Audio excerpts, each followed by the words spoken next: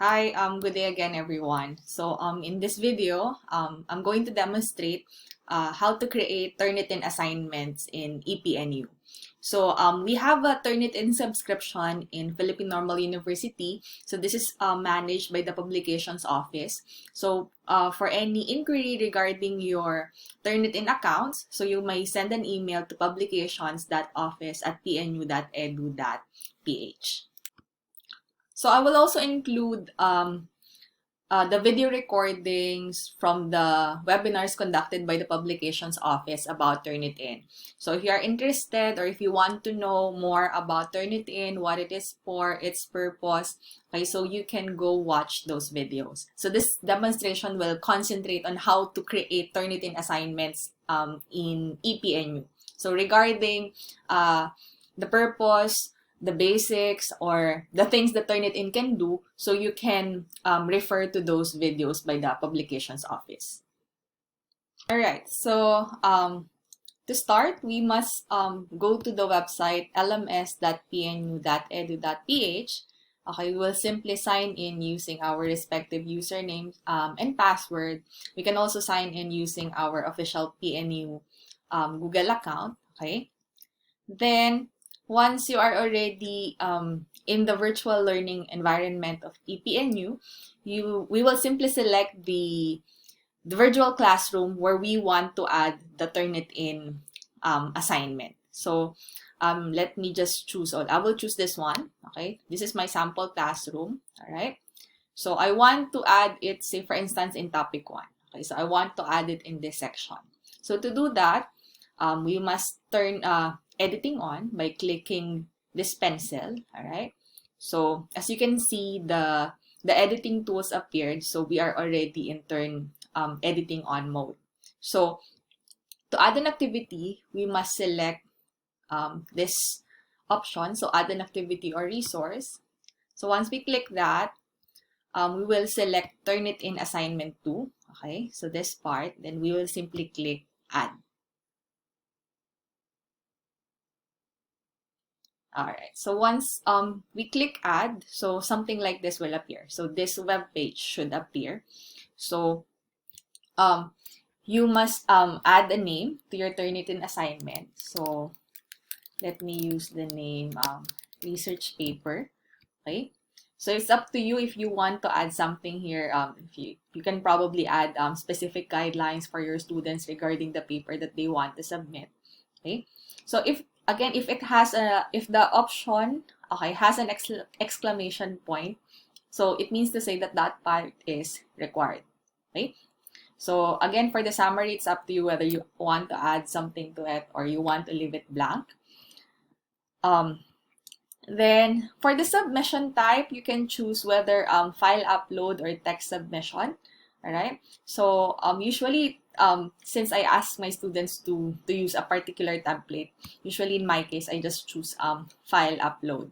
So if you choose text submission, then the students would have to use the editing facilities of ePNU to input their work. So let me just choose file upload.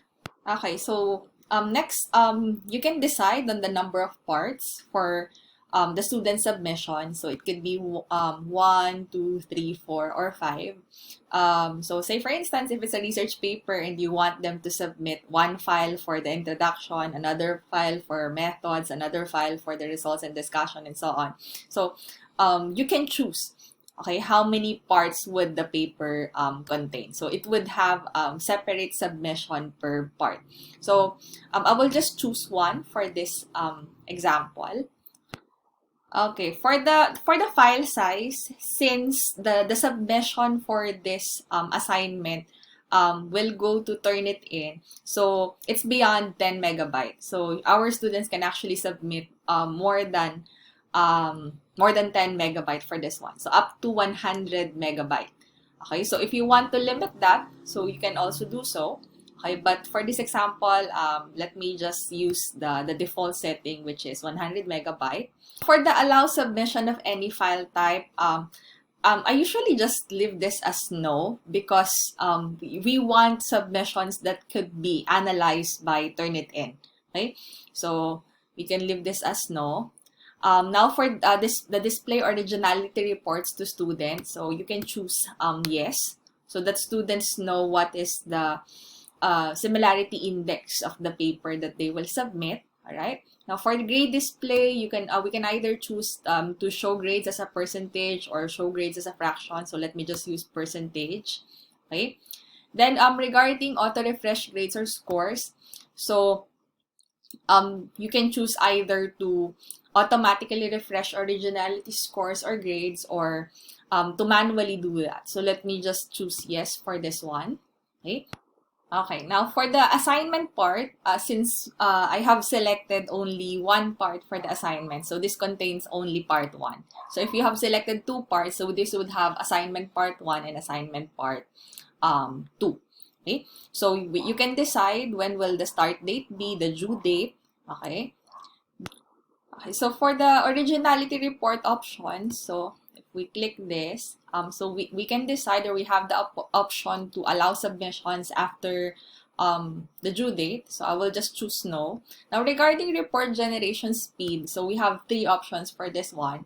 So we can allow Turnitin to generate reports immediately, but students cannot resubmit. So whatever they submit on the first submission would be final. Okay, so they cannot resubmit again.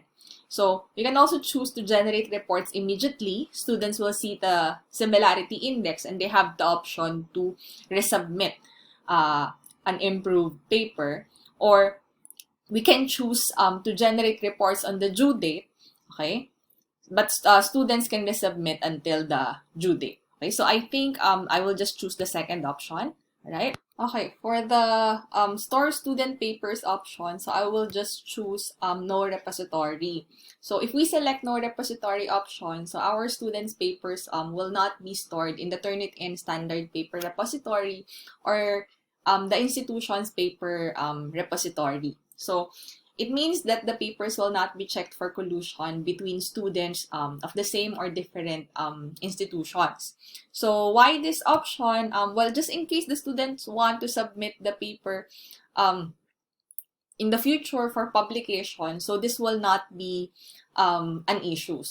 Since this is only a course requirement, so I think the no repository option is better. Right? So regarding these parts, I will just use the default settings.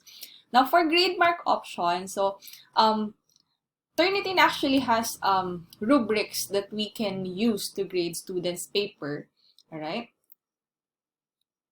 So here, okay, so you have here the criteria and you have the levels. So there. All right. So all of these are different rubrics that you can use depending on what paper you want your students to submit. You can also create your own rubric. Okay, so say for instance, there's no rubric in the list of Turnitin that meets your need, so you can create your own. So okay, for this example, I will just choose a random rubric. Okay, let me just choose that one. All right, there. Okay. Then, so I will also leave the settings for this part in the default mode. Then you will click Save and Display. All right. So once the Turnitin assignment is already added, so it looks something like this. Okay. So you can click this if you want to edit any of the settings that you have previously set. All right. Then your students will be able to submit papers on this assignment. Okay, then if you visit your Turnitin account, so if you go to turnitin.com, okay, so you must log in using our ePNU account, right?